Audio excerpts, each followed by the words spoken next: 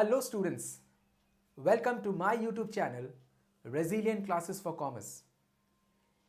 To get a comprehensive tutorial on accountancy, do like and subscribe my channel. Our topic in this video is basic accounting terms. You may have heard about terms like assets, liabilities, but you may not have heard about terms like deferred revenue expenditure, fictitious assets. So to know about these terms and many more terms, stay tuned till the end of my video. Now the first term we have on the board is business transaction. Now let us understand transaction first. Now suppose you go to a retail shop and you pay the retailer 20 rupees for a packet of biscuit. Now what happens? You lose rupees 20 and in exchange of it, you get a packet of biscuit. This is an example of transaction. Let us understand business transaction. Now remember, business transaction is a financial transaction entered by two parties and which initiates the process of writing it in the books of accounts. For example, sale of goods, purchase of goods, all needs to be written in the books of accounts. So therefore, these are examples of business transactions. Now let us analyze the characteristics of business transactions. Firstly, it is concerned with money or money's worth of goods or services. Secondly, it arises out of the exchange of goods or services. Thirdly, it affects the financial position of the business enterprise. Fourthly, it affects the accounting equation of the enterprise. So it brings about a change in the accounting equation. Fifth, it has dual aspect, receiving, that is debit, and giving, that is credit. Now, after each transaction, the total of the assets is equal to the total of liabilities and capital. And the seventh point is that after each transaction, the nature of each transaction is analyzed because it changes the financial position of the business. Now, if we segregate transaction or if we analyze transaction, we can segregate them into two. Okay. Now, those segregations are firstly the relationship, its relationship with accounting unit, and secondly mode of settlement of value. Now, according to the relationship with accounting unit, transaction can be internal and external. Internal transactions are, for example, depreciation of machinery or fixed or any type of fixed assets is an internal transaction. Purchase and sale of goods is an example of external transactions. Now let us come to mode of settlement of value. Now on the terms of mode of settlement of value, we can segregate transaction as cash transaction and credit transaction. Now cash transaction is something where money is involved. Okay. Now credit transaction is a transaction where there is a promise that the money will be paid later. So cash transaction is immediate payment of money, but credit transaction is that it will be it's a promise that it will be paid later. Next we have account, capital, drawings, liabilities. Let us come to account. Now account is the record of transactions under a particular head. For example, salaries account, rent account, electricity account are examples of account. Now remember, account not only shows the effect of the transaction but also its direction. Next we come to capital. Now capital is the amount invested in a business enterprise. It can be the amount invested by the proprietors in case of a proprietorship, or it can be the money invested by the partners in case of a partnership business. Now the money invested can be in the form of cash or it can be in the form of assets which have monetary value. Now remember, capital is a liability. Now why it is a liability? Because under business entity concept, an enterprise is considered as a separate entity distinct from its owners. So that is why capital is considered as a liability and it is shown on the liability side. Now capital is also called as owner's equity, or it is also called as the net worth. And capital is obtained by subtracting liabilities from assets, or we can say that capital is equal to assets minus liabilities. Next we have is drawings. Drawings is the amount withdrawn by the owners of the company, or in case of a partnership it is by the partners. It can be in the form of money or it can be in the form of goods taken away by the partners. Now goods which are withdrawn by the partners are valued at purchase cost. So drawings is basically the reduction in the capital, or it reduces the capital. So drawings is always debited, and in the balance sheet it is shown as the reduction in capital, or it is deducted from the value of the capital. Next we have is liabilities. Now liabilities is the money owed by the business to maybe the owners or to the outsiders. Now money which is owed to the owners or the proprietors is called as internal liability, and money which is owed to the outsiders, for example creditors, are called as external liability. Now liability can be further classified into non-current liability and current liability. Now let us come to non-current liability. Now non-current liability is a liability which is payable beyond the period of 12 months or beyond the period of this accounting year. So anything which is payable after the accounting year is called as a non-current liability. Examples are long-term loans, debentures. These are examples of non-current liabilities. Now let us come to current liability. Now current liabilities are those liabilities which are payable within the accounting period. For example, short-term loans or money to be paid to the creditors are called as current liabilities because these are payable within the period of 12 months. The next term we have is assets. Now assets are properties, tangible or intangible, owned by a business enterprise. Or we can say that assets are the economic resources of an organization. Examples of assets are land, building, machinery, furniture, copyrights, trademarks, goodwill, etc. According to Finney and Miller, assets are future economic benefits, the rights which are owned or controlled by an organization or individual. So according to the definition, we can have these following 4 characteristics of an assets. Firstly, they should be owned by an organization. Secondly, it can be tangible or intangible. Thirdly, it should have some value. And fourthly, it should be measurable in terms of money. Now assets can be categorized into 3, and they are non-current assets, current assets and fictitious assets. Now let us come to non-current assets. Now non-current assets are those assets which are held for a longer period of time. They are held not to be sold but to facilitate business operations. Now examples of long-term assets are non-current investments and long-term loans or advances. Now under non-current assets we have fixed assets. Okay. Now what are fixed assets? Now let us understand what are fixed assets. Now fixed assets are those assets which are held for a longer period of time. They are held not to be sold but to increase the earning capacity of the business.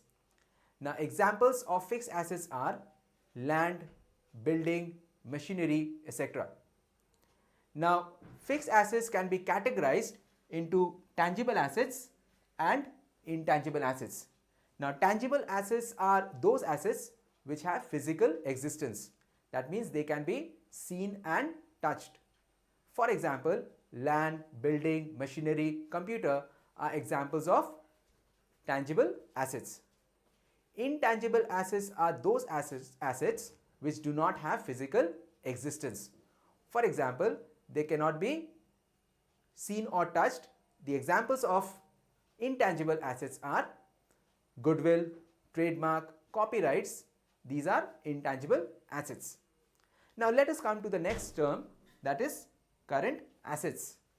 Now current assets are those assets which is readily convertible into cash within a very short period of time, and that period of time is 1 year. So current assets are those assets which can be converted into cash within a short period of time. Examples of current assets are stock held, which can be sold within a year and it can be converted into cash, or it can be the money which is receivable from the debtors. So these are examples of current assets, or these are those assets which can be converted into cash within a very short period of time. Now next type of asset we have is fictitious assets. Now let us understand fictitious assets. Now fictitious assets are neither tangible nor intangible assets. They are actually losses which is not written off within the accounting period, or it is carried forward for more than one accounting period. Now examples of fictitious assets are deferred revenue expenditure, and deferred revenue expenditures are advertisement expenses. Now you know that advertisement expenses once incurred, the benefits can be derived for a longer period of time, or the benefits can be derived for more than one accounting period. That is why this is considered as an asset. Advertisement expenses are considered as an asset and it is called as a fictitious asset. Next we have receipts and expenditure. Let us understand receipts first. Now receipts are the amount received or receivable for selling assets, goods or services. Now receipts are of two types: revenue receipts and capital receipts. Let us come to revenue receipts first. Now revenue receipts are the amount received or receivable in the ordinary course of the business. For example, sale of goods. Remember, revenue receipts are shown in the profit and loss account in case of an enterprise, and it is shown in the income and expenditure account in case of not-for-profit organization. Examples of revenue receipts are sale of goods and interest received from fixed deposits. Next we have capital receipts. Now capital receipts are the amount received or receivable which are not revenue in nature. For example, sale of fixed assets like sale of machinery or furniture. Remember, capital receipts are shown in the balance sheet. Next we have expenditure. Now expenditure is the amount spent or the liability incurred for acquiring fixed assets, goods or services. Expenditures are of three types, and they are capital expenditure, revenue expenditure and deferred revenue expenditure. Let us first come to capital expenditure. Now capital expenditure is the amount spent for acquiring assets or for improving existing assets to increase the earning capacity of the business. Now remember, capital expenditures are those expenditures which gives long-term benefits. So capital expenditures are shown in the balance sheet. Examples of capital expenditures are purchase of fixed assets, for example, plant, machinery, building, etc. Next we have is revenue expenditure. Now revenue expenditure are those expenditure which are incurred or whose benefits are exhausted within the accounting period, or it is an expenses which are incurred from which the benefit is consumed or it is derived within the same accounting period. So revenue expenditures are shown in the trading and profit and loss account in case of an enterprise, and it is shown in the expenditure side of the income and expenditure account. Examples of revenue expenditures are rent, paid, electricity incurred. All these are examples of revenue expenditure. Next we have is deferred revenue expenditure. Now, deferred revenue expenditures are the expenditure which is incurred for which the benefit is derived for more than one accounting period. Example of deferred revenue expenditure is advertisement expense. Now you know that when you incur advertisement expense, the benefit can be derived for more than one accounting period.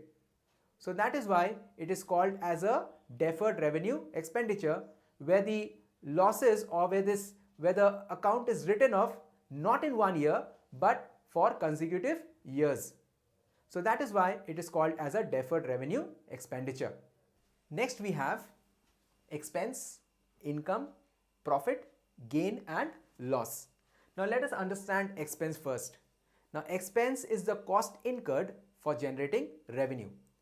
According to R. and Anthony, expense is the monetary measure of inputs or resources consumed. Now expenses may be of the following 5 types. Number 1, they may be in the form of cash payment, for example salaries paid, rent paid, electricity paid. Number 2, they may be in the form of writing off value of fixed assets, for example depreciation. Number 3, it can be in the form of writing off value of current assets, for example bad debts. Number 4, it may be in the form of decline in the value of assets, for example investment. And number 5, it may be in the form of cost of goods sold. Now expense can be of the following 2 types: prepaid expense and outstanding expense. Now let us come to prepaid expense. Now prepaid expense is the expense which is already been paid but the benefit of which will be available in the following year or years. For example, insurance premium of rupees 50,000 paid beginning from 1st October of certain year. Now we know that the accounting year ends on 31st March. So the period from 1st April to 30th September, that is 6 months, of which the premium has been paid in advance, which is a prepaid expense. Now this will be accounted for in the following year. So half of 50,000, that is 25,000, is a prepaid expense. Next we come to outstanding expense. Now outstanding expense is an expense which has been accrued but still not paid. For example, salaries which is accrued but still not paid to the staff is an example of outstanding salary. Next we have income. Now income is the profit earned during an accounting period.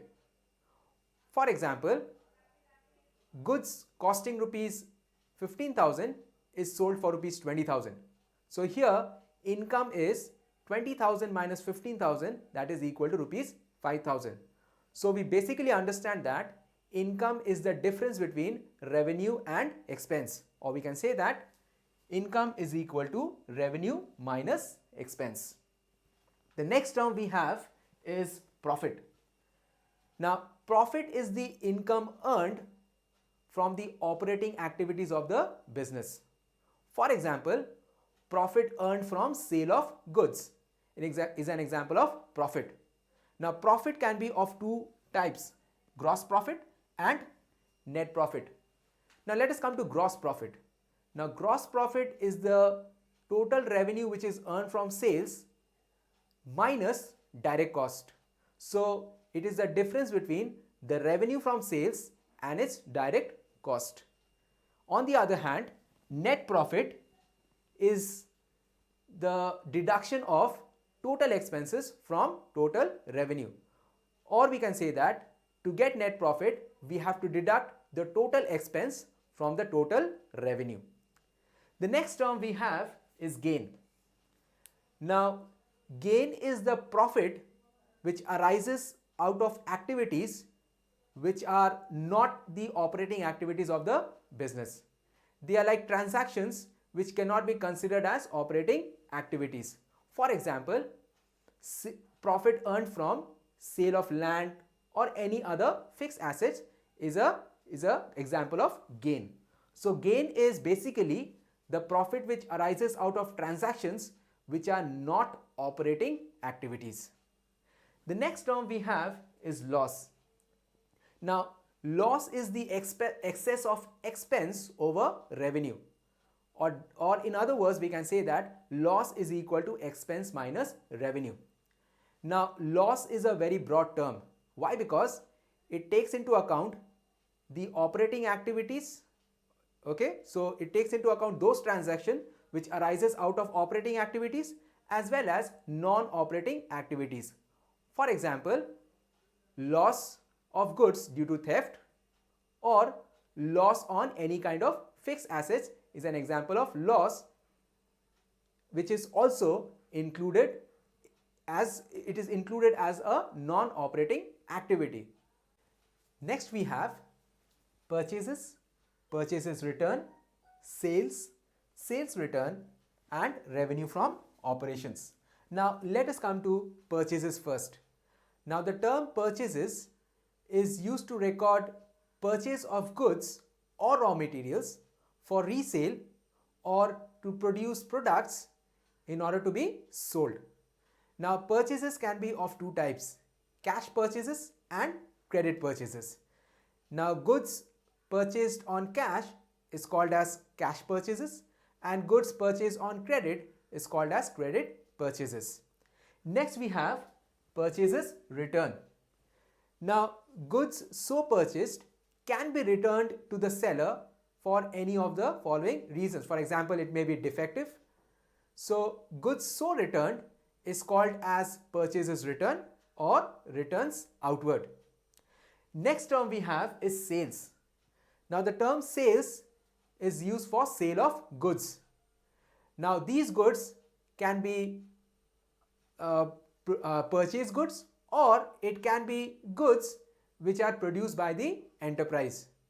Now sales can be cash sales as well as credit sales. Now goods sold on cash is called as cash sales and goods sold on credit is called as credit sales. Next we have sales return. Now goods which have been sold may be returned by the purchaser, and any goods which is returned by the purchaser is called as sales return or returns inward. Now the next term we have is revenue from operations. Now revenue from operations is the revenue earned by the enterprise from its operating activities.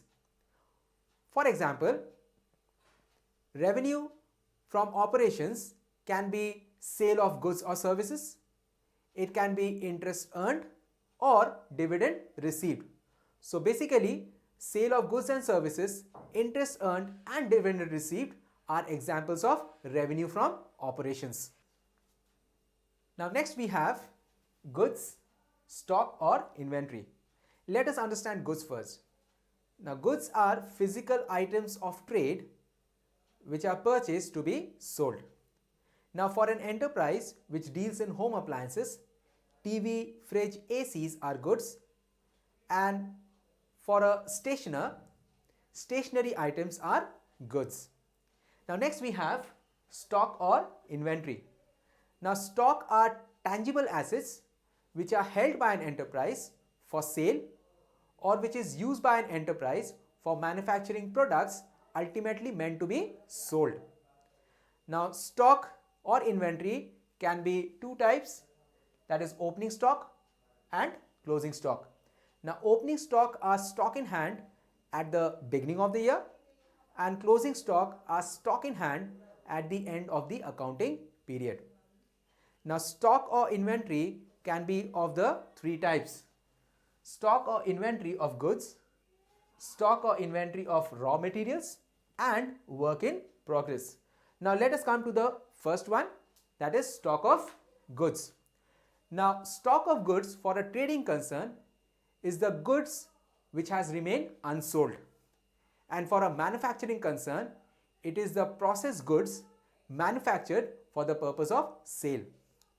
Now these goods are valued at cost or market price, whichever is lower. Now next we have is stock or inventory of raw materials. Now, stock of raw materials are those raw materials used for producing finished products. For example, stock of cloth, which is used for producing shirts. And also remember that these goods are valued at cost or market price, whichever is lower. Next we have is work in progress. Now, work in progress is the stock which is in the process of being finished, or they can be also called as partly finished products. Now, it is valued at an aggregate of cost of materials, cost of labor and other production cost. So, it is valued at these three costs, that is cost of raw materials, cost of labor and other production cost. Now remember, stock is always written in the balance sheet under the head current assets, and it is valued at cost or market price, whichever is lower. Now next we have trade receivables and trade payables. Let us come to trade receivables first. Now trade receivables is the amount receivable for sale of goods or services in the ordinary course of business, or it is the amount which is due from the customers. Now trade receivables is the sum of debtor and bill receivable. Now let us understand debtor first. Now debtor is the person who owes money to the enterprise, or is the person to whom goods have been sold and he owes money to the enterprise. Okay, for example, Ramesh purchased goods worth rupees 60,000 from the enterprise. So Ramesh is the debtor to the enterprise. Next we have bill receivable. Now bill receivable is a bill of exchange accepted by the debtor, the amount which will be paid on a specified date. So it is a promise where the debtor promises to pay the enterprise the amount of money on a certain date. Next we have trade payables. Now trade payables is the amount which is payable by the enterprise to the creditors of the firm. Okay, so is the money which is payable by the enterprise for having purchased goods or services. So trade payables is any amount due from the enterprise to the person from whom the goods have been purchased. The trade payables is a sum of creditor and bill payable. Okay, so let us come to creditor first. The creditor is a person to whom the enterprise owes money for having purchased goods or services. For example, Ramesh sold goods worth rupees 50,000 to the enterprise. Okay, now enterprise owes money to Ramesh, so Ramesh is a creditor to the enterprise. Okay, now next we have is bill payable. Now bill payable is a bill of exchange accepted by the enterprise for which will be for having purchased goods or services, and which will be paid on a specified date. Okay, so it is basically a bill of exchange which is accepted by the enterprise, which will be paid on a specified date. Next we have cost, voucher, discount, bad debts, balance sheet, book value, books of account.